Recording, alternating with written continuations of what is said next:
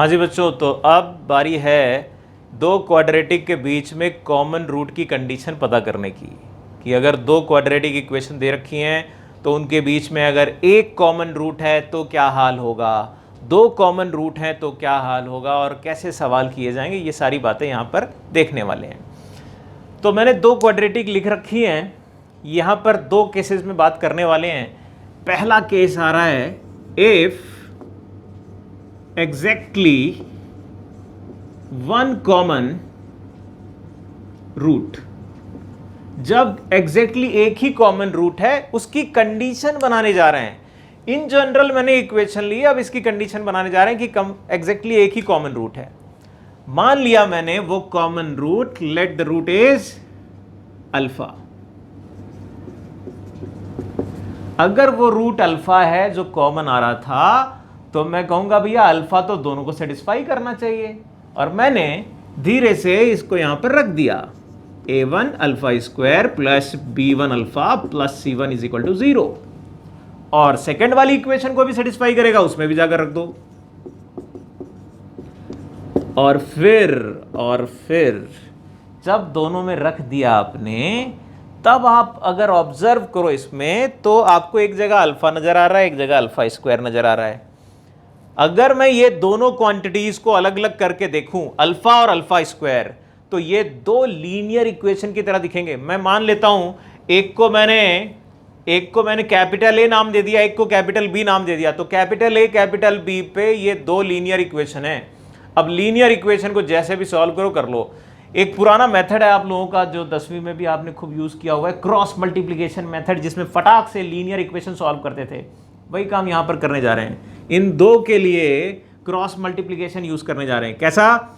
Alpha square अगर ले रहे हैं, मतलब ये वेरिएबल कैपिटल ए अगर इसको बोला है तो क्या करते थे, क्रॉस मल्टीप्लाई इसको इसके साथ करते थे, b1c2 minus b2c1 is equal to, alpha के लिए माइनस अल्फा ले लेते हैं, यहां पर माइनस अल्फा डिवाइड बाई फिर a1c2 माइनस a2c1, इसको इसके साथ मल्टीप्लाई कर लिया।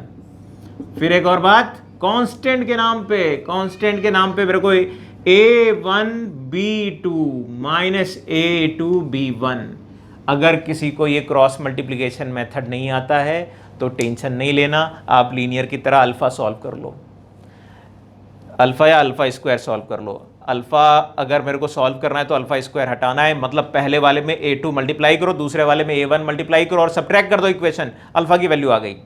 ऐसे ही जब इन दोनों को गैप करोगे तो अल्फा स्क्वायर की वैल्यू आ जाएगी। ये तो क्रॉस मल्टीप्लिकेशन मेथड से हमें फायदा ही मिलता है कि अल्फा स्क्वायर मिल गया। कितना? पहले वाले को आखिरी वाले से कंपेयर किया, b1c2 minus b2c1 divide by a1b2 minus a2b1, और अल्फा की वैल्यू भी मिल गई, a2c1 minus a1c2 divide by a1b2 minus a2b1।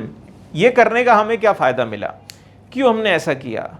हमने इसलिए किया क्योंकि अभी देखें तो अल्फा और अल्फा स्क्वायर आ रहा है। अगर ये अल्फा की वैल्यू उठाकर यहां पर रख दें तो हमारी कंडीशन बन जाएगी। इसको उठाओ और यहां पर रख दो, a2c1 minus a1c2 divide by a1b2 minus a2b1 whole square. इस अल्फा स्क्वायर में ये अल्फा की वैल्यू रख दी और सामने b1c2 minus b2c1 divide by a1b2 minus a2b1 करके लिख देंगे। सिंप्लीफाई करो ना करो वो दूसरी बात है, लेकिन यही कंडीशन आ जाती है। थोड़ा सा नीचे से कैंसिल हो रहा है, क्रॉस मल्टीप्लाई कर लोगे, वो सारी चीजें हैं। यहां पर जो जरूरी बात है वो ये कि रिजल्ट क्या आ रहा है ये याद नहीं करना है, ना याद कर सकते हो। जरूरी चीज ये है कि प्रोसीजर क्या है, अप्रोच क्या ली है। कभी भी सवाल ये पूछा जाए हमसे कि भैया दो क्वाड्रेटिक हैं, इन दोनों में एग्जैक्टली एक रूट कॉमन है तो अननोन पैरामीटर बताओ, तो मैं क्या करूंगा, मैं मान लूंगा वो अल्फा रूट कॉमन है और फिर इस तरीके से कंडीशन लगाकर सॉल्व करूंगा। हर बार जब भी सवाल आएगा इस तरीके का पूरी अप्रोच लो। जब बाकी चीजें कांस्टेंट गिवन होंगी तो ये इतने बड़े बड़े एक्सप्रेशन नहीं बनेंगे। हो सकता है कोई एक ही जगह अननोन पैरामीटर हो, फटाक से सॉल्व हो जाएगा। कंडीशन याद नहीं रखनी है, कंडीशन याद रख भी नहीं सकते हैं, उसको छोड़ के प्रोसीजर दिमाग में रखना है क्या है, ठीक। तो फिर दूसरा पार्ट आता है, इसका सेकंड केस आता है जबकि बोथ रूट्स आर कॉमन, दोनों रूट अगर कॉमन है, भैया दो क्वाड्रेटिक इक्वेशन है, दोनों के दो रूट होते हैं और दोनों ही कॉमन हो गए, तो बचा क्या, कुछ नहीं बचा। पहली और दूसरी दोनों इक्वेशन सेम ही तो हो जाएंगी, दोनों इक्वेशन सेम हो जाएंगी भैया। A1 दो इक्वेशन सेम का मतलब उनके कोफिशिएंट सेम रेशियो में होंगे, A1 upon A2, B1 upon B2 and C1 upon C2। ये सिंपल सी कंडीशन आती है दो क्वाड्रेटिक के अगर दोनों कॉमन रूट हों तो, ठीक। तो अब इनके सवाल करने की ज़रूरत है, तो सवाल लाते हैं भाई, लाओ जरा सवाल। देखो जरा, एक सवाल लिखा है मैंने, दो क्वाड्रेटिक हैं, उनके बीच में एक कॉमन रूट है, ऐसा बोल रखा है, तो k की वैल्यू बताओ। चाहेंगे हम कि 1 मिनट के लिए वीडियो रोको और सॉल्व करके बताओ। रोको वीडियो जल्दी से। देखो भैया, यहाँ पर अब कुछ लोग जो इत्मीनान से सॉल्व कर रहे थे ना, उन्होंने वो पूरी कंडीशन सॉल्व करी, एक रूट कॉमन है, हैव अ कॉमन रूट, तो एक रूट कॉमन की कंडीशन लगाते गए, सॉल्व करते गए, और उसके बाद आंसर भी आया होगा, k पे क्वाड्रेटिक सी बनी होगी, k की दो वैल्यूज आई होंगी। लेकिन यहां पर आप अगर ऑब्जर्व करें तो पहली वाली इक्वेशन के तो दोनों रूट क्लियर कट दिखते हैं, इसके फैक्टर ही बनते हैं। ये तो x की वैल्यू आ रही है भैया, एक तो 2 और एक 3, आ रही है कि नहीं? बिल्कुल आ रही है। तो कॉमन अगर किसी भी दोनों में से किसी भी एक क्वाड्रेटिक के मेरे को रूट दिख गए ना, तो फिर मैं ऐसा काम ना करूंगा, फिर तो मैं सीधे सीधे बोल दूंगा भैया ये तो मजा आ गई, क्यों, इन्हीं में से कोई कॉमन रूट होगा। तो मैंने क्या किया, अगर ये वाला कॉमन रूट है तो इस क्वाड्रेटिक में जाकर रख दो 4 + 4k - 3 = 0। k की वैल्यू आ गई सीधे आ गई, कितनी, -1/4। अगर ये कॉमन रूट है तो 3 यहां पर रख दो, 9 + 6k - 3 = 0, तो k की वैल्यू कितनी आ गई, -1। खत्म। इस सवाल में एक्चुअल में वो कंडीशन लगानी ही नहीं थी, कहीं जरूरत नहीं पड़ रही थी। अब वो कंडीशन की जरूरत कब पड़ेगी, दिमाग में आप क्लियर करना होगा कॉन्सेप्ट। वो जो कंडीशन हमने बनाई, इसकी जरूरत कब पड़ेगी, अगर दोनों क्वाड्रेटिक ऐसी नजर आ जाए जिनमें से दोनों जगह कोई अननोन पैरामीटर आ रहा है। जैसे यहां k आ रहा था, वैसे यहां पर भी कहीं k लगा देते और फिर मेरे से बोलता, उस कंडीशन में मैं किसी भी इक्वेशन का रूट फाइंड नहीं कर पाऊंगा, तब मैं वो कंडीशन जनरेट करूंगा। लेकिन जब मेरे को पहले से ही कंडीशन दिख रही है तो भैया सीधे उठाओ और रखो, सॉल्व करो, आंसर खत्म। हालांकि इसमें भी वो प्रोसीजर लगाओगे तो निकल जाएगा, लेकिन थोड़ा सा लेंदी होगा और कोई बड़ी बात नहीं है, ठीक। तो एक और लेते हैं, लाओ जरा देखना जरा क्या सवाल लिया। ए बी का पता करना है अगर दो के बीच में, दो क्वाड्रेटिक के बीच में एक कॉमन रूट है तो। फिर से हम आपसे कहेंगे कि भैया वो कंडीशन अगर लगाओगे तो फिर परेशान हो जाओगे। यहां एक नोटिस करने वाली बात है, दूर से जो नजर आ रही है वो ये कि अगर आप देखोगे इस क्वाड्रेटिक को तो इस क्वाड्रेटिक के इमेजिनरी रूट नजर आ रहे हैं क्या? देखो भाई, जी हाँ, इसके इमेजिनरी रूट हैं। लेकिन सवाल में क्या बोला गया है, सवाल में कहा गया है दोनों का एक कॉमन रूट है। एक कॉमन रूट है, ये थोड़ा सा हजम कम हुआ। क्यों कम हुआ? क्योंकि अगर इमेजिनरी रूट है तो वो पेयर में होंगे। यानी ऐसे समझो, अगर इसका एक रूट p + iq है तो दूसरा p - iq जरूर होगा। अब यानी इसका भी एक इमेजिनरी रूट होना चाहिए, यानी इसका p + iq रूट जरूर होना चाहिए। तो फिर इस क्वाड्रेटिक के लिए भी तो यही कहेंगे कि एक अगर इमेजिनरी रूट है तो दूसरा वाला भी p - iq होगा ही होगा। यानी हमसे कहा जरूर गया है कि एक रूट कॉमन है, यानी दूसरे वाले की जानकारी नहीं दी। यहां एग्जैक्टली 1 रूट नहीं बोला है, ध्यान देना, दोनों में फर्क है। एग्जैक्टली 1 रूट और 1 रूट दोनों बातों में फर्क है। जब 1 रूट लिखा हुआ है तो दूसरा वाला हो भी सकता है, नहीं भी हो सकता है। इसलिए यहां पर कंक्लूजन से हमें यह समझ में आ रहा है कि यहां पर अगर इमेजिनरी रूट है तो इसके भी इमेजिनरी होंगे। यानी एक्चुअल में बोला एक गया है लेकिन दोनों रूट कॉमन होंगे। एक्चुअल में दोनों इक्वेशन के बोथ रूट्स आर कॉमन, ऐसी कंडीशन बनती है। और अगर ऐसी बनती है तो हमने दोनों कॉमन रूट की कंडीशन क्या बताई थी, सभी कोफिशिएंट सेम रेशियो में बन जाएंगे। ए की वैल्यू 2 आ गई, बी की वैल्यू 4 आ गई। बोलो जी, भेजे में बात गई। ठीक, यहां पर भी हमें एक क्वाड्रेटिक में सारे कांस्टेंट गिवन थे, इसलिए हमने उसको ऑब्जर्व करके देख लिया या रूट निकाल लिए तो देख लिया। तो यहाँ रूट रखने की जरूरत नहीं है कि जैसे पिछले वाले सवाल में मैं रख रहा था, यहाँ तो हमें ऐसे दिख रहा है कि इमेजिनरी रूट हैं, इसलिए हमने एक पेयर बोल दिया और पेयर बोल दिया, तो दोनों कॉमन रूट की कंडीशन ज़्यादा आसान होती है। ठीक, एक और सवाल लेते हैं। लाओ जी, देखो ज़रा क्या सवाल लिया मैंने। 2 इक्वेशन लिखी हैं, इस बार कंडीशन कुछ ज़्यादा ले ली मैंने कहा कि भैया एक कॉमन रूट है, दोनों कॉमन रूट हैं, एग्जैक्टली एक कॉमन रूट है। अच्छा, सारे वेरिएशन ले लिए, तो हम सबसे पहले एग्जैक्टली 1 कॉमन रूट लेके चलते हैं, फिर उसमें अगर पंगा आएगा तो समझ लिया जाएगा।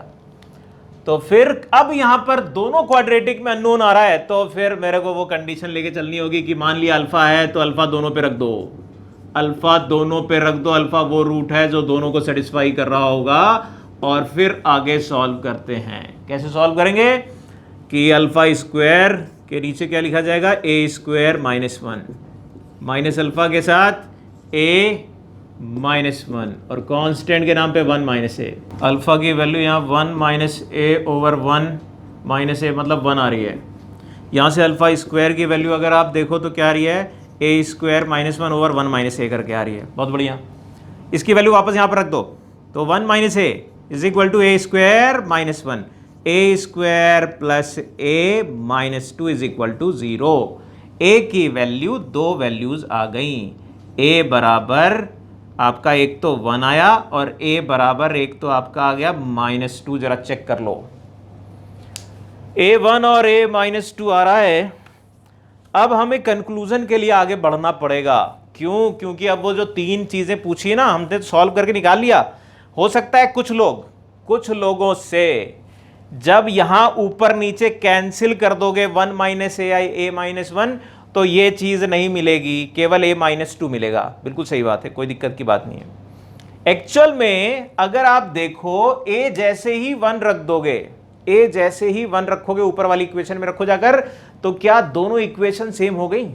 हाँ जी, यानी a1 से हमें क्या मिल रहा है, a1 से हमें एग्जैक्टली अब बोथ रूट्स आर कॉमन मिल रहे हैं, बोथ कॉमन रूट्स मिल रहे हैं, यानी ये सेकेंड वाला पार्ट का आंसर है। जब दोनों रूट कॉमन होने हैं तो a1 होना चाहिए। a अगर माइनस 2 लिया, a अगर माइनस 2 लिया तो दोनों कॉमन रूट की कंडीशन हट जाती है। फिर ये तीसरा वाला केस रह जाता है जिसमें हमने एग्जैक्टली 1 कॉमन रूट बोला था। लेकिन अगर a की वैल्यू 1 और माइनस 2 बोलता हूं तो ये कौन सी कंडीशन है? आ कॉमन रूट। एक कॉमन रूट में हो सकता है एक है या एक से ज्यादा भी हो जाए, मतलब एग्जैक्टली 1 और 1 में थोड़ा सा अंतर है कि एक तो कॉमन होना चाहिए, दूसरा वाला हो या ना हो। इस वजह से ये पहले वाले केस का आंसर बन जाएगा। मेरे ख्याल से दिमाग में बात गई होगी। एक और सवाल लेते हैं, लाओ जरा देखना जरा क्या सवाल लिया है। 2 फिर से क्वाड्रेटिक हैं, m पता करना है, for which 1 root of second वाली equation is equal to double the root of पहली वाली इक्वेशन। अच्छा जी, तो ठीक, यानी सेकेंड वाली इक्वेशन का रूट पहली वाली इक्वेशन का डबल है। पहली वाली यानी मैंने अगर पहली वाली इक्वेशन का रूट बोल दिया अल्फा, तो दूसरी वाली इक्वेशन का रूट 2 अल्फा होना चाहिए। इसका ये मतलब है क्या? जरा चेक करके बताओ। अगर मैं रूट एजम्पशन ले रहा हूं तो सेकेंड वाले का डबल, सेकेंड वाला जो 1 root of second equation is double करना है मेरे को पहली वाली से, तो ये डबल दिख रहा है भाई। अब मैं वो कॉमन रूट की कंडीशन, क्योंकि अल्फा कॉमन है, अल्फा कॉमन, एक जगह अल्फा एक जगह 2 अल्फा है, कोई फर्क नहीं पड़ रहा, लेकिन डबल रूट करने पे आप इक्वेशन इस तरीके से लिख सकते हो भैया। देखना ये आएगा 4 अल्फा स्क्वायर, सेकेंड वाली इक्वेशन में रख रहे हैं, दोनों इक्वेशन में मैंने रख दिया, दोनों इक्वेशन में मैंने रख दिया अल्फा और टू अल्फा। अब मैं कहूंगा अल्फा तो वही चीज है जो यहां पर है, जो यहां पर है, यानी अब अल्फा के लिए अगर देखें तो अल्फा कॉमन हो गया, तो यहां पर भी कॉमन रूट की कंडीशन बन जाती है अल्फा स्क्वायर डिवाइड बाई आपका -3m and +2m, minus alpha divide by 3m -4m, constant के लिए -2 एंड +4। चेक करो भैया, अल्फा स्क्वायर की वैल्यू आ गई, कितनी आ गई, ये उस तरफ गया तो आएगा m, नीचे -2, अल्फा की वैल्यू आ गई, कितनी आ गई, माइनस है तो प्लस हो जाएगा m/2। लो भाई, बड़ा आसानी के साथ वैल्यू निकल के आई, इसको यहां रख दीजिएगा तो m/2 whole square is equal to -m/2। ये हमें क्या कह रहा है, m की वैल्यू 0 है या फिर m की वैल्यू क्या आ रही थी, 2 माइनस का, तो 0 तो नहीं हो सकती, क्यों नहीं हो सकती, सवाल में ही दे रखा है तो कहां से होगी, सवाल में दे रखा है ना भैया, 0 नहीं हो सकती, इसलिए 0 हमने नहीं ली, वैल्यू 0 है या -2 है। ठीक, मेरे ख्याल से बात समझ में आई होगी आपको। तो ये कुछ कॉमन रूट की बातें थी जो बताई। अब इसके बाद मैं आपको बताने जा रहा हूं कि किसी भी पॉलिनोमियल का ग्राफ कैसे बनाया जाए। हमने तो क्वाड्रेटिक का ग्राफ बनाया है, 3 डिग्री, 4 डिग्री, 5 डिग्री, कोई भी डिग्री के पॉलिनोमियल के ग्राफ कैसे बने वो हम आगे एक्सप्लेन करने जा रहे हैं। देखो जरा,